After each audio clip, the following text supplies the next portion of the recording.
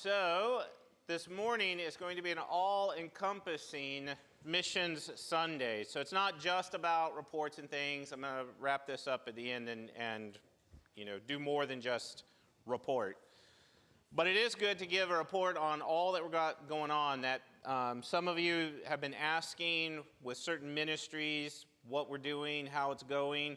So this is a chance for us to kind of share literally kind of all around the world what we're doing, how it's working, and really just let y'all know, especially since I left August 12th and I came back September 14th. So I was out of country for about 4.5 weeks. I am over my jet lag. I was told I was given a 6-day window with that, and I am fine now. So thank you for that encouragement. I worked on that very all week long, making sure I was. If y'all have never experienced, a lot of people when they've not experienced jet lag, if you've not gone through it, like it's not fun. It's a very real thing. You wake up at like 3 in the morning, 2 in the morning, just can't sleep, and then by 3 o'clock in the afternoon you're done. So we're going to focus in though on the different ministries we're part of. I'm going to finish off with the South Africa. That's going to be the longer because again, what was I doing there for 4.5 weeks? A lot of people, they ask me, even when I was in Africa, they're like, oh, you've been here for like a week or two. I was like, towards the end, I was like, no, I've been here for a month. And they're like, what are you doing this whole time? And I was like, whatever I can squeeze in because there's stuff I don't get to do, even during that time. So I'm going to get to share a lot of kind of what went down with all of that.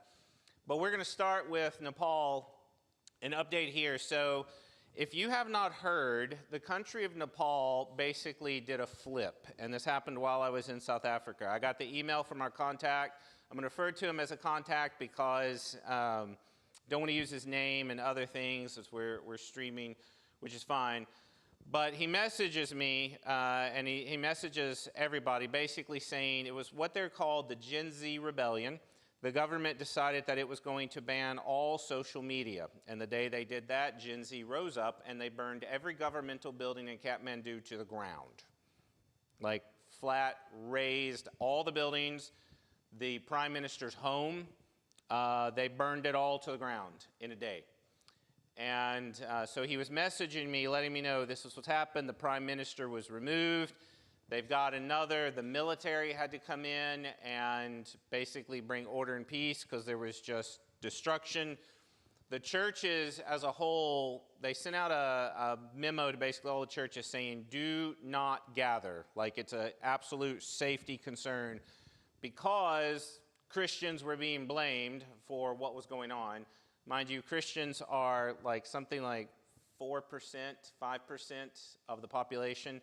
It's the most Hindu country in the world, and so this kind of went down just recently, like a couple of weeks ago, this happened. So a lot of issues there. They're still recovering. I've been in contact with several of them. There have been several deaths. One of the other problems, they burned all the prisons. So you imagine in your country you have no more prisons and all the criminals have been set free. So that's sort of what they've been dealing with in Nepal. Okay, so just in the last few weeks. Now, for those of you, when you come in, you notice we have these missionaries on the board. We've been supporting missionaries in Nepal for a couple of years. Because of my work in Nepal and what I was able to do with some of the contacts, we as a church are supporting these missionaries. And what we're able to do, and through the money the church has been given, is that these missionaries have been able to go into villages that have never heard the name of Jesus Christ and establish churches. So every face that's out there, that's a person that you've helped put on the field, and sitting at the back of the church on your way out is their most recent reports. It's the numbers I'm going to show here. It's updates from all the missionaries that we have in the field. But to do a summary of it, go ahead. So this basically lays out our guys, our 7 missionaries we've been supporting. So the numbers, as best as they've got, you see that it is, I would have been good to get the numbers, close to 40, 50,000 people that have heard the gospel that have never heard the gospel before. I want to emphasize these numbers on the hearings are places where people have never heard the name of Jesus Christ. So this isn't like over here when we do a big rally and like a whole bunch of Christian kids get together and hear the gospel. These are people who've never occurred. The conversions, you look at it, and you notice that several hundred have come to Christ. We've got several hundred baptism, and I think the number, I quickly added up, 70 different house churches have been established through the giving that you've done. This is what Cape Fear Baptist Church has done in Asia. 70, like I said, I think the number is right around 70 house churches. So that's what these missionaries are doing, is that they're not able, they can't go into a village and build a church. Like most people, like church planters over here, if you build it, they will come. When you're in a little village that you had to walk several days to get to, resources are pretty scarce. It's house churches only. But these are official numbers in terms of house churches that have started out in these villages, out in the mountains, out in the places people can't get to. These are places that you and I as Westerners, we could never reach. We would not be able to go there. So just so you remember, $150 a month is what we give towards each missionary, and that is full-time pay. A family in Nepal can live off of $100 a month. So 150 guarantees that a man can support his family while he's over there doing the church. Like that's his full-time pay, and that's what each of these missionaries, that's what it costs to establish 70 house churches. I mean, again, that's 150 times these missionaries. They're in different places. The information is listed. If you want to look up like where they're all over the country of Nepal. This is not Kathmandu. These are the villages. These are the places. Very difficult to get to. Now, on the one side, with what happened with the government, that's all kind of in your big metropolitan areas like Kathmandu. These guys are all out in the villages, so they're not going to experience this as much. They don't really have even really kind of a police presence out in some of these villages because, again, you got to walk there for several days. There's no electricity. There's none of that. You are in as third world as it gets. So they were generally left alone by what happened with the government. The stories that came out from some of these, if you read, they did encounter, there's been some guys, they did end up in jail for a little bit because in Nepal, if you share the gospel with somebody, that's 5 years in jail. If the person converts, that's 10 years in jail.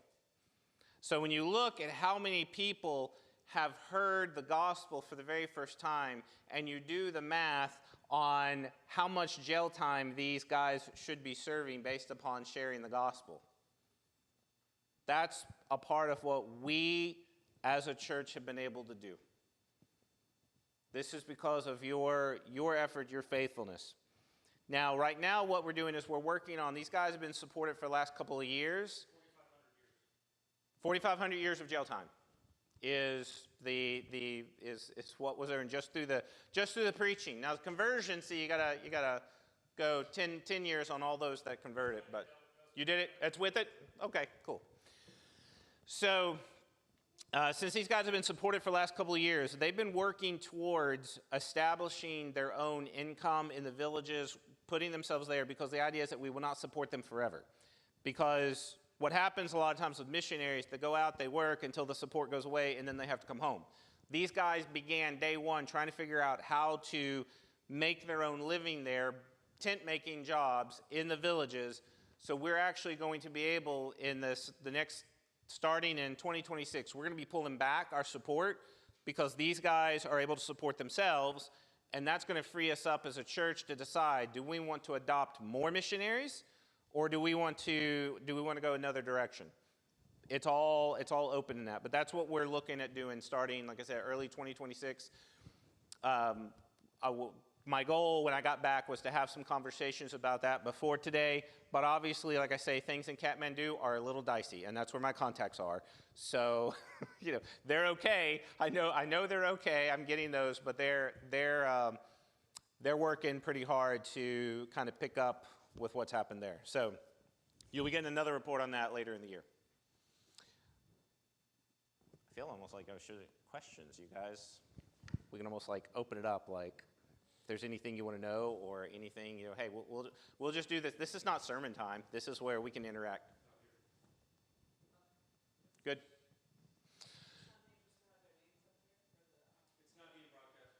It's not being broadcast? Okay. They can't see the thing on the above his head. Yeah, that's not broadcast. Nope. So, yeah, I was like, wait, we're not broadcasting that, are we? I was like, no, we're not. Yeah. Yeah, they can see me. Yeah, I knew that from watching the video. They can't see that, and we don't put that up. So, all right, thank you. Good.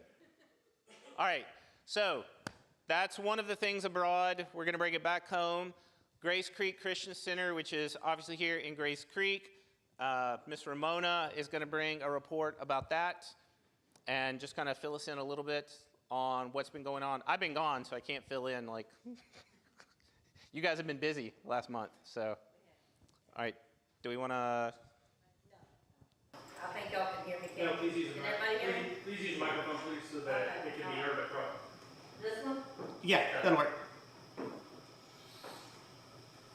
You want to come play over here so you're on camera? Come on. We get our audio, you just get to see me. Can you hear me? Press the button on the bottom. The bottom. The bottom, very bottom. Just press it. Can you hear me? Nick and Thomas helped me start being the director at Grace Creek Christian Center. And I'm really, really enjoying it. God's really in it. And God's doing work over there. We're making some changes. But we do need more volunteers. So anybody wants to volunteer, you're welcome. We have 1 week a month. It's usually about the middle of the month. But we are making some changes over there. Our goal is to give out food and give out clothing, but that's only a catalyst to share the love of Jesus with everybody that comes in there.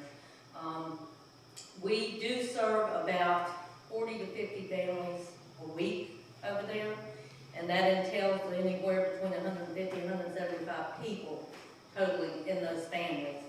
And we only give out non-perishables, so anybody that wants to bring in non-perishables and put them in the donation box, you don't need to bring clothing right now. We've got an overabundance of clothing in that place.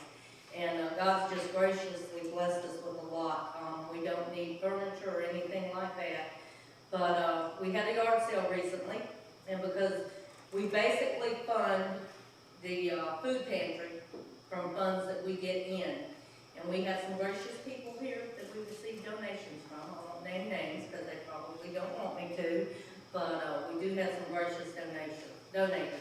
And, but we made about 1,300, a little over 1,300 in the yard sale Saturday a week ago. So we did really well with that. And we are doing a car wash ticket coupon sale. And you can get a $30 Tideway car wash for $10 if you're interested. And it's over at Tideway on 301 in front of Walmart.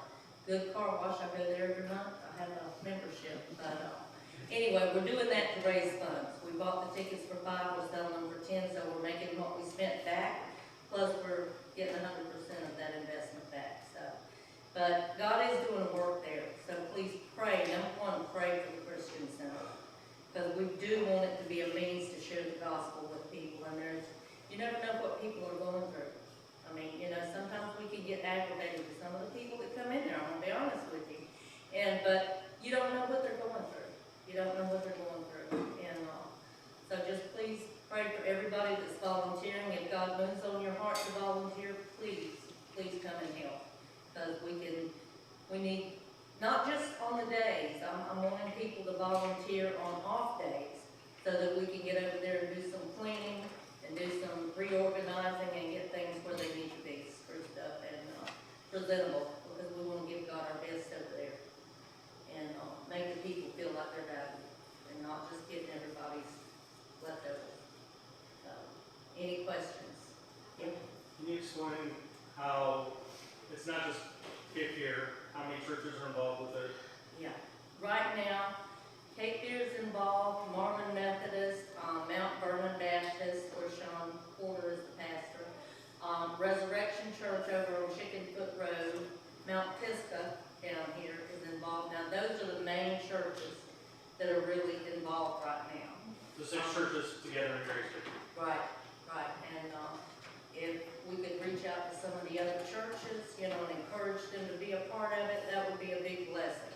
And but yeah, we have about 5 or 6 churches right now that are actively involved in helping the center stay alive and stay. Because it was at a point when we had the board meeting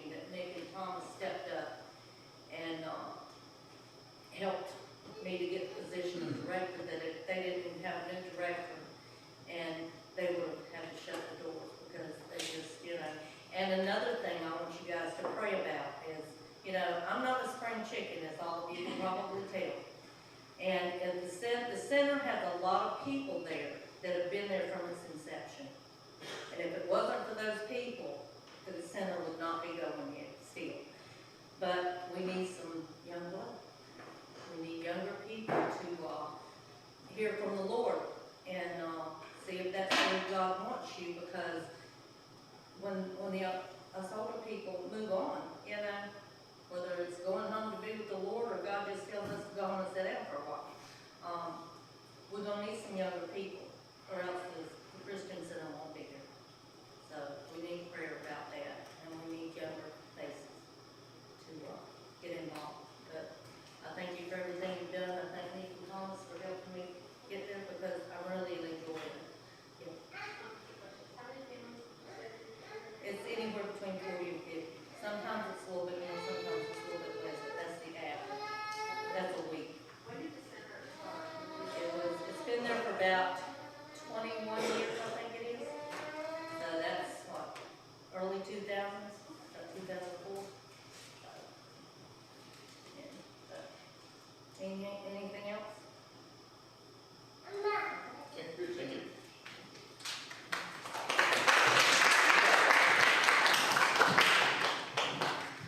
So we've seen, like, as we look out into the uttermost parts of the world, in many ways, the Christian center is our Judea. It's our region. It's the only Christian center in Grace Creek that where people can get food. Like, it's the only thing, I think, like, in our area, right? I mean, as far there is nothing else. So, yeah, you'd have to go into Fayetteville. So this is why it's the Grace Creek serving this area, which has a huge need. So. Go check it out. I encourage you. You want to get involved in missions, you don't have to go across the seas. You know, and Ramona would love to show you around. So next, also closer to our Jerusalem, the Ordo Morris Fellowship, the co-op that's been going on. Stacy will give a report. In all full fair disclosure, for whatever reason, she found out like 5 minutes ago that she was doing this. So mistakes were made, so. All right, so beginning on August 18th was our first day of our Ordo Morris Fellowship Homeschool Co-op, and this is another area that we definitely, it is a mission and an outreach to our community, and we are very thankful for our church sponsoring our homeschool co-op and allowing us to meet here, and for your support in helping us cover costs for insurance and things like that, so that it's not a huge burden on families that are wanting to participate in the homeschool co-op. So we are very grateful. I know there's many homeschool co-ops in the Fayetteville and Cumberland County area, and they struggle just to even find a building to meet in, a church that will even let them use their building, much less a church that is sponsoring it as a ministry of the church. So we're in a very unique situation and very blessed for how Cape Fear is supporting us. We have 19 families. Some of those are families that attend our church, but there are also many other families from the community as well. So it truly is an outreach. It is a support for homeschool moms. As you can imagine, homeschooling can be kind of lonely sometimes. You can kind of feel like you're isolated and don't have a lot of outside support. So it's a great time for moms to come together and feel supported and encourage each other. And the things that we focus on in our homeschool co-op are truth, goodness, and beauty. And so we're pointing our students. The reason why it's called Ordo Morris, throwing those Latin words out at you, is because it means ordering our loves. You can see both those words there, order and amor. If you've ever heard people say, call someone their amor, like that's their love. So it literally means putting our loves in the correct order. That we have God first, and then family, and then others. So that's what we focus on while we're here. We spend time in worship together as a community. That's the very first thing we do every Monday when we are here. And so if you see cars out here on a Monday, that's what you're seeing on Monday mornings. That's why there's so many cars in the parking lot. And we have, like I said, a special class just for moms, and then we divide it into, actually we have nursery, preschool, elementary, middle school, and high school. We have programs for all of those. They are learning things such as Latin, biblical philosophy, logic, literature. Yeah, physical education. We train our bodies, our minds, and our souls. That's part of our motto. So they are getting that physical training, mental training, and spiritual training while they're here. And within those 19 families, we have 53 children, I think, and that's from nursery all the way up to high school. So it has been a huge blessing so far. Tomorrow will be our 5th week, I think.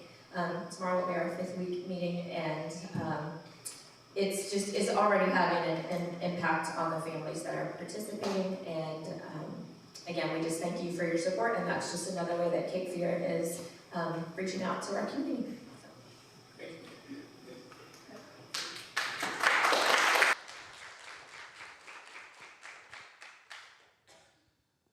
So also we have Trail Life and the American Heritage Girls, which is still getting underway. Close, almost there. Almost there, yes. I was not home to know, but we're close to starting that. Trail Life and American Heritage Girls is really what Boy Scouts and Girl Scouts should be. And so it's not just Boy Scouts with Christianese thrown in there. Like, it's to teach young men how to be young men in Christ.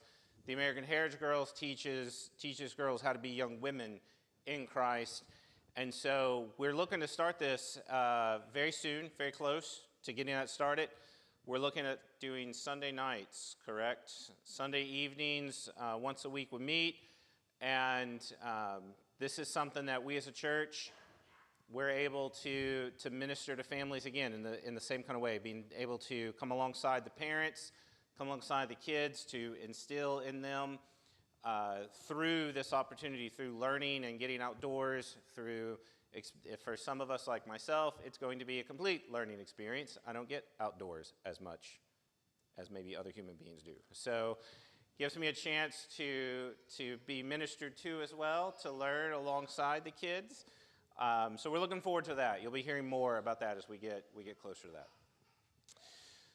So as we come to South Africa, that's where, again, I was gone for about 4.5 weeks. And the first thing, before I get started, I want to say thank you to you as a church. Because one of the comments I got when I was over there is, how are you able to get away this long? How does your church not fire you? It was a regular conversation of, just how do you get that much time off? And I'm like, I could just take it. My church is letting me do ministry. I sometimes forget how blessed I am that I can go and do these kinds of things, that you're able to support me in doing this. And so in many ways, it's not me, it's us, because you made this possible. I couldn't do this probably in any other church, not this way. And with what you've allowed me to do, I sing your praises regularly. I get to talk about my church. People are always confused because, I tell them, church established 1756. I know it's my joke, but I always like to say we're in the new building, 1850s build. And people they're often really confused too. They're like, wow, you must go to a really big church. It's like, we're actually kind of on the small end, actually. And it's fun, it's good. And you guys made this possible. So to give you a rundown, kind of how it went, the first 4 days I was spent in Pretoria. And this was really kind of I came in and the guy I was staying with down in Pachi wasn't ready for me.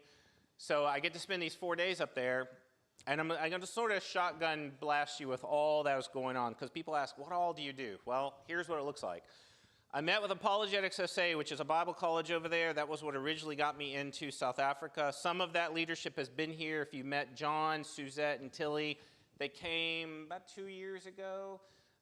They actually came to the States, and we hosted them for a little bit. Well, they're trying to get accredited, and accreditation is what I do, part of what I do at the Bible college here in Fayetteville.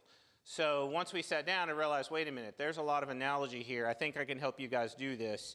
And I got super excited because this is going to be huge for them to have this accreditation. South Africa is very credential-minded, so much so one of my more fun stories is this conference that we went to where I met some of the leaders. One of them, we were sitting at a table, and it was at lunch, so one guy's here, I'm sitting here, other guy's over here, and we're chatting, and one guy's asked me about my research area, being a doctor. And I said, well, I have a doctorate in ministry. I don't have a PhD. So he turns to the other guy, and he goes, let's go back to jiu-jitsu. And they discussed jiu-jitsu, and the man didn't talk to me the rest of the time because I didn't have a PhD. And it happens all the time. And so the whole idea of accreditation, having these things is super important for the school because with Africa and the things that go on there, there's a lot of scam schools. So accreditation is important. It is very, very important for them. But I did have a good time at the conference, and one of the scholars, he was from Hungary, which I learned a lot about Hungarian history, and Hungary is actually kind of an interesting place, and there's talks about connections there. They're very interested in what I do with the virtue, and like with some of the stuff that the ministry has produced, so I don't know, might be going to Europe eventually. But after this, I went down to a place called Potchefstroom for 2 weeks. This is with my friend Simon Brace. I met him over 20 years ago at seminary. He's originally from Africa. He's not actually South African. He's from one of those other northern countries. I can't remember. But so while we were there, it was interesting. I was supposed to go to Cape Town. That didn't work out. So he had this vision for a worldview curriculum. And he keeps getting all these conversations and finding solid worldview curriculum that not only teaches about other worldviews, but grounds them in the Christian worldview, and at the same time teaches them how to engage. We just don't know of any kind. So we talked about it, and by talk about it, he called me over. We would start at 9:30 in the morning, and 6 hours later, his wife would make us stop for lunch. She's like, y'all need to eat. So that's only about like 3 o'clock at that point. And we did this for 3 days in a row. So we essentially sort of built out a curriculum that he presented to a group of principals who represent ACSI, the Association of Christian Schools International. It's about 200 plus schools, and they're super interested. So in terms of a ministry, what we're able to do is produce the kinds of things that are needed. And to be able to produce this kind of material for these schools, it would hugely help them. And that's kind of what the vision behind the ministry, Families of Virtue, is. We want to do what other people aren't doing. We don't want to come along and compete with other ministries. What are other people not doing? And I even used this analogy. I told them, I said, I am not military, but I hang around a lot of people who are.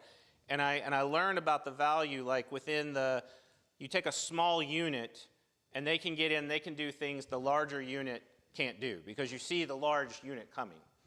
And so that's in some ways why, being a small ministry and keeping things small, we're able to do that. We're able to maneuver quickly. We're able to do these kinds of things larger ministries are not able to do. And God's blessed us that way.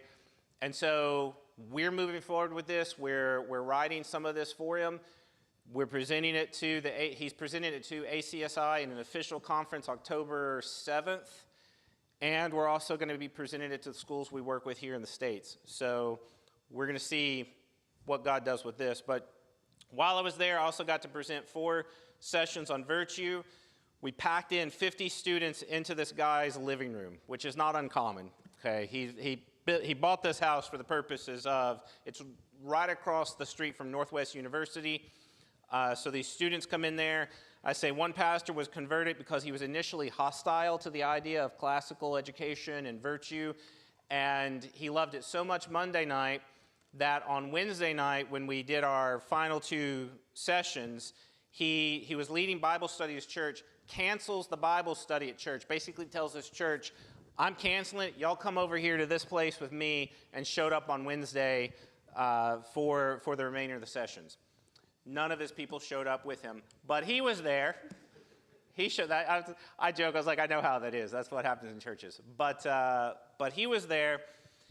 And before leaving, there was one young man who came up to me after church. We were getting done with church, and then I was going back to Pretoria. He comes up to me. He's like, I met you 2 years ago. And I'm like, forgive me for not remembering your name. And he said, you talked about discipleship. I haven't been able to find anybody to disciple me. Will you walk with me? And I said, absolutely. I said, this is what we live for. And so from 2 years, this is the kind of fruit. 2 years ago, I had this conversation, and I happened to be there at the church where this guy is, and he's like, finally has the courage to come up to me. Before I left, when we were talking about Thessalonians, I said, this is why we keep going back. This is why we keep establishing relationships. This is fruit from 2 years ago that I can't plan these things. This is not me. This is not like, I worked all this. This is God in his providence who works these things out. And I try to be available and to see these things through. So I went back to Pretoria. This was for 2 weeks. We revisited Apologetics SA. I ended up training some of their people on the system that they'll use. I taught a 1-week course on the creeds. So these are the creeds of the Christian church. The school asked me, they said, we want a class on the creeds. And I'm like, I've never done that before. Let's make one. And we did. Had a blast. And after that, they asked for the discipleship. And what was really important with this discipleship course, go ahead, is that it was Monday through Friday, about 4 hours each day. And the students were immensely impacted. Like, when we were doing the creeds, they were interested. But when we were doing discipleship, as one student said, he's like, I feel broken. I feel like I'm learning this for the very first time, and here I am at the end of my Bible college kind of training.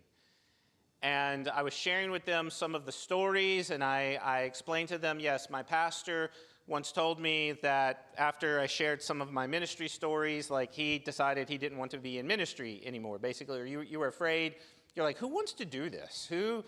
This doesn't sound great at all. And so I was sharing with them, and these students, it was resonating with them. And afterwards, they at the very end of the course, when you get done, the students then get to talk to you as the professor. So I've taught them for 2 weeks. So then it opens up, and they get to say, here's what I learned from you. They in a sense bless me. And one of the things that came out repeatedly is they said, no one's ever told us these kinds of things. No one has ever, from the trenches, told them what it was like. And at the very beginning of the discipleship week, I had one young lady.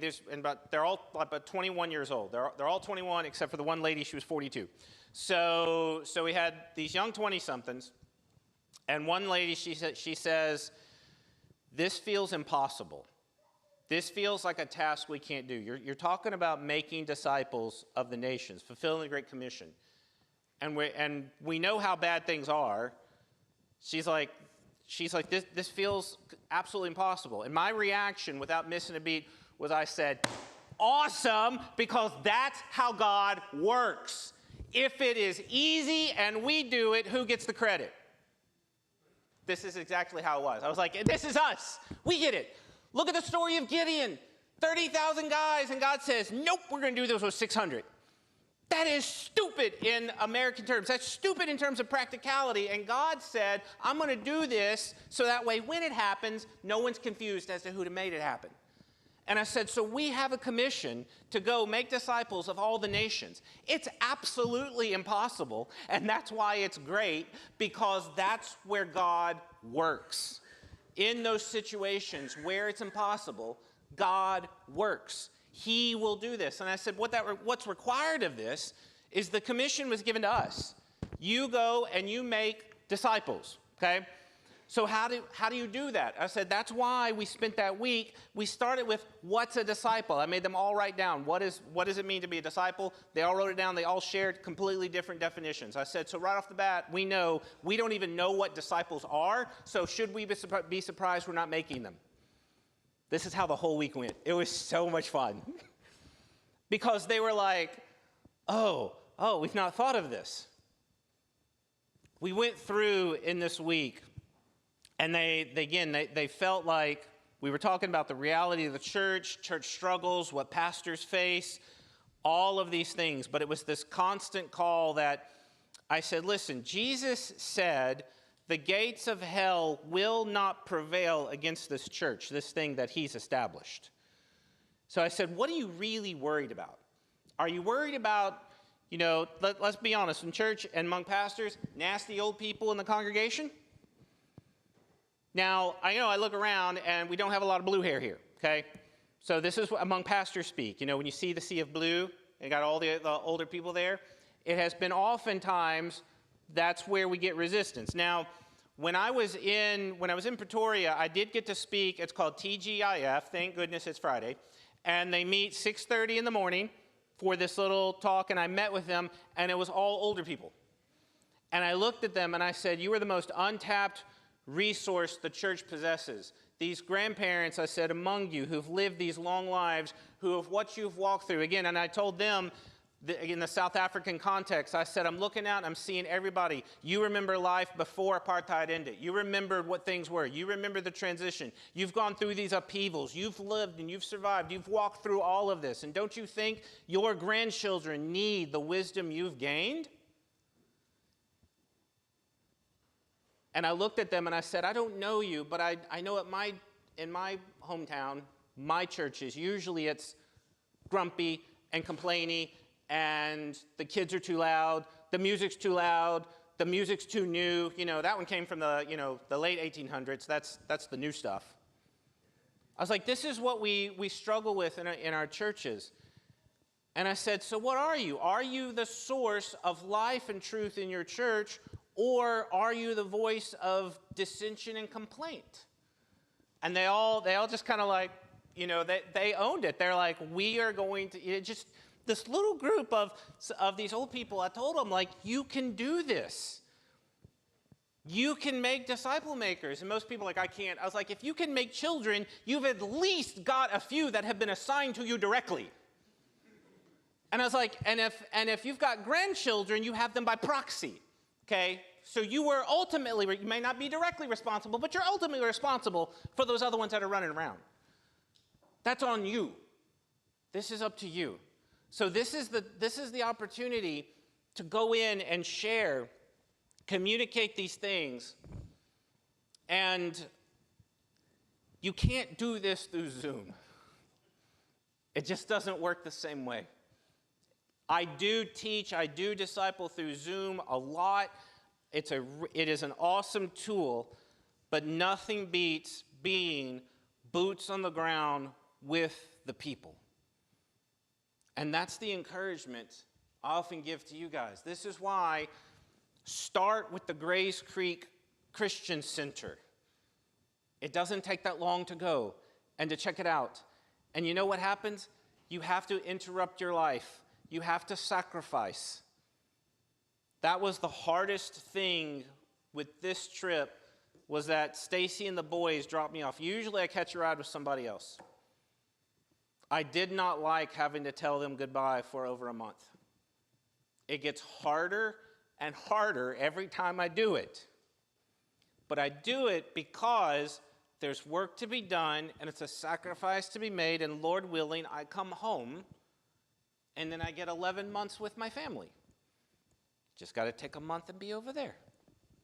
The next trip is planned for mid-July to mid-August next year. We're going to get in before the school year starts. It's right after their winter break. It's cold over there at that point in the year. But it seems to work out. There's one window to seem like it works out. Go ahead real quick. Because in relation to that, I was able to meet with leaders with academia. Academia is South Africa's only classical Christian college. I have been trying for 3 years to meet with this group. I have been trying and trying. Finally, I was given an audience. We were able to talk together. They invited me to speak at next year's conference they're doing. They want our material, the material the ministry's been doing for their college. And we even discussed plans how to take this stuff, translate it into Afrikaans, which we can do now, and we'll be able to help launch South Africa's first Christian private school system in the classical model. And so these are the kinds of things, and this was a conversation Friday before I flew out. I flew out on Saturday, so about 24 hours before I flew out, I'm in a cafe having this conversation. We just sort of talked about some things. I mentioned the homeschool co-op here. I said, hey, I'm doing the Latin, I'm doing logic, I'm doing these things.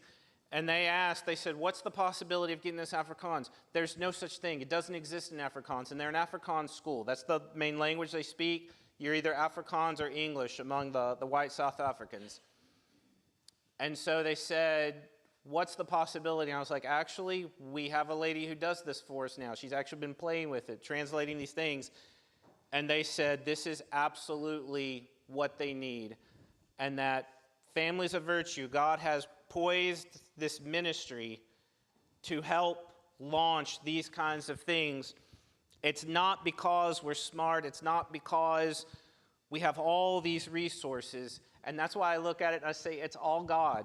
It's all how He has made these connections. He has brought these things to fruition. We're kind of in the right place at the right time because He's put us there.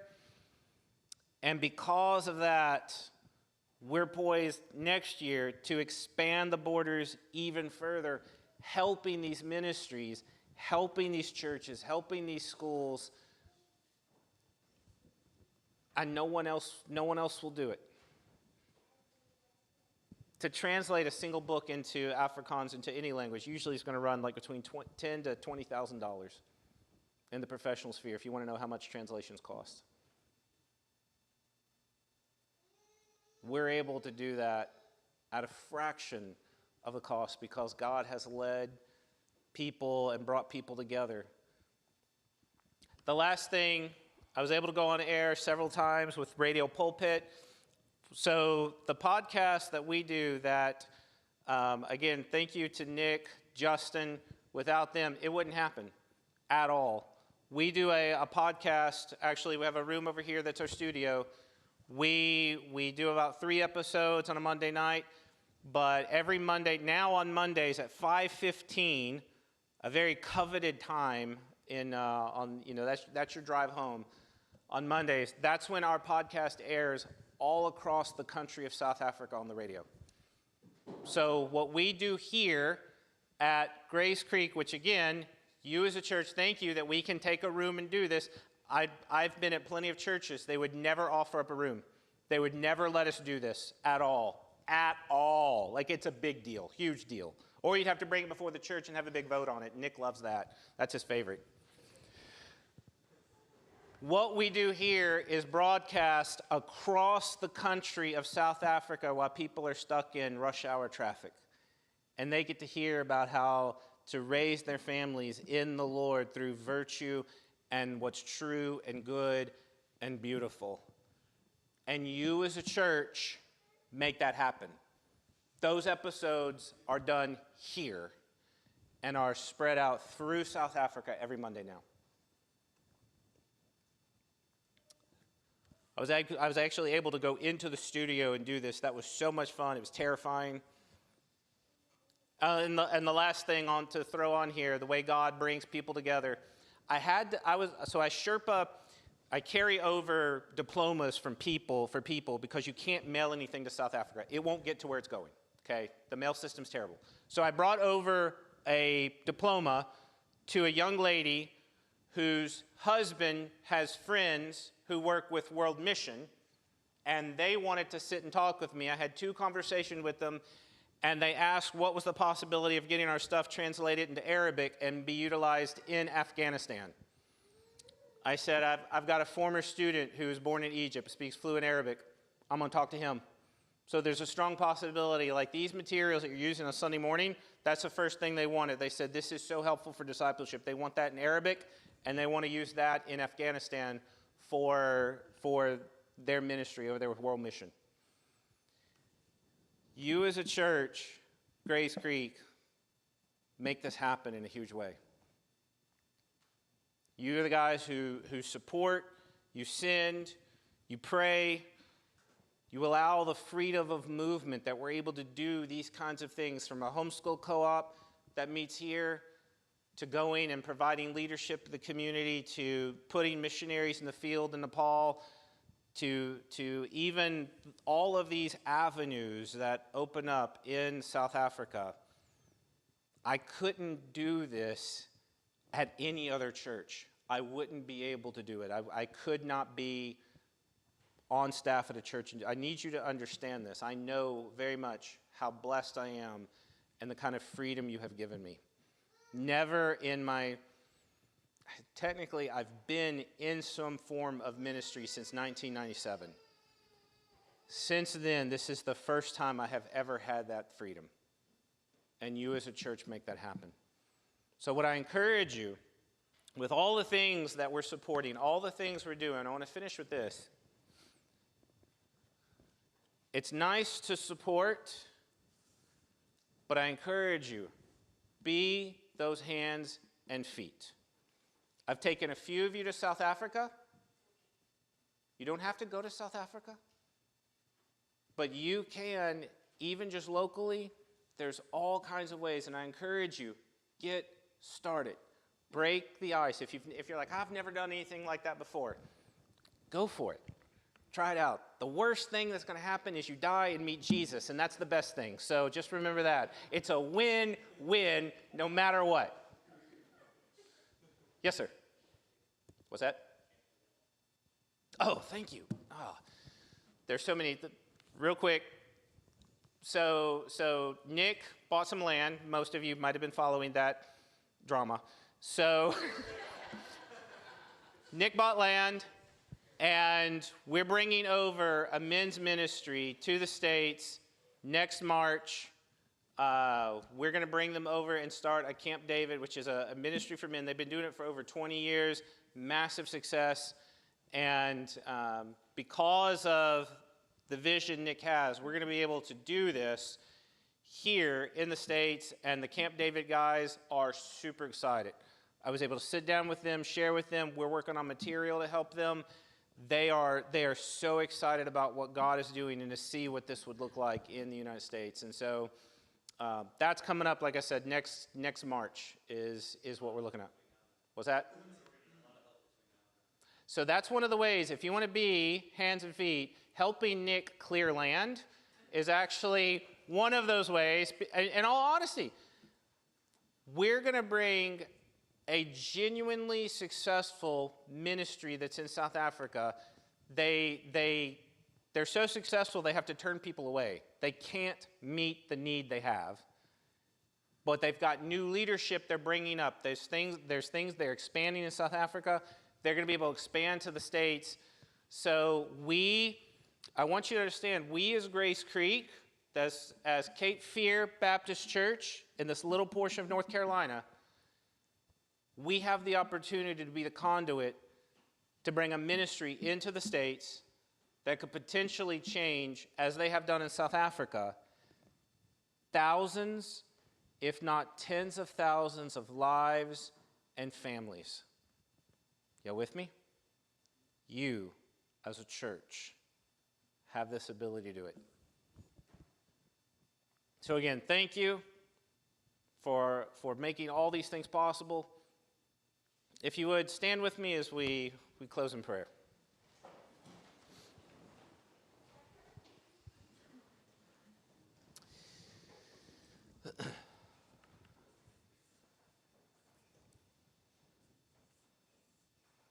Father, I thank you. I thank you on a day like this as even though we don't go to the Scripture to expound upon the words, we get to report on how these words have been lived out across the world. That as we see these men who've dedicated their lives to live in villages in the remote regions of Nepal, as we see those who have dedicated the last couple of decades to minister here in Grace Creek in a center where there are no others, as we see the opportunities and we see so many things where you are still moving, you are still calling people to yourself, you're still changing lives, and that we here at this little church, off the highway where no one knows where we are, we're impacting the world. And I thank you. It is only because of your goodness that we are able to be good to others. It's because you first loved us that we can love others. And I pray that we as a church will catch the vision of how you call us to serve.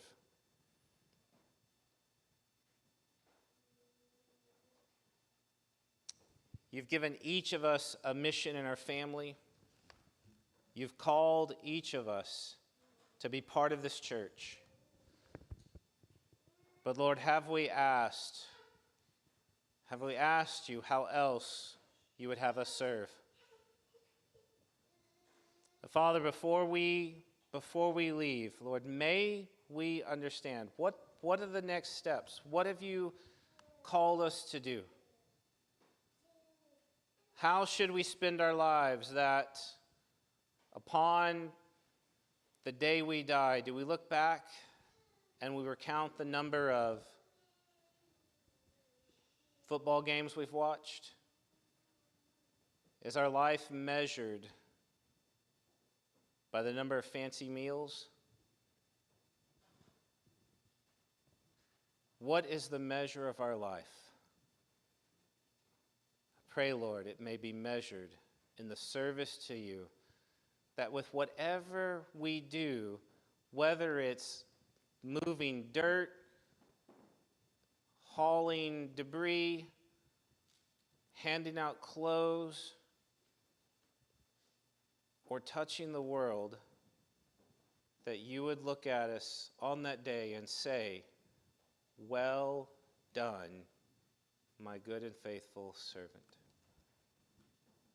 May we strive to hear those words.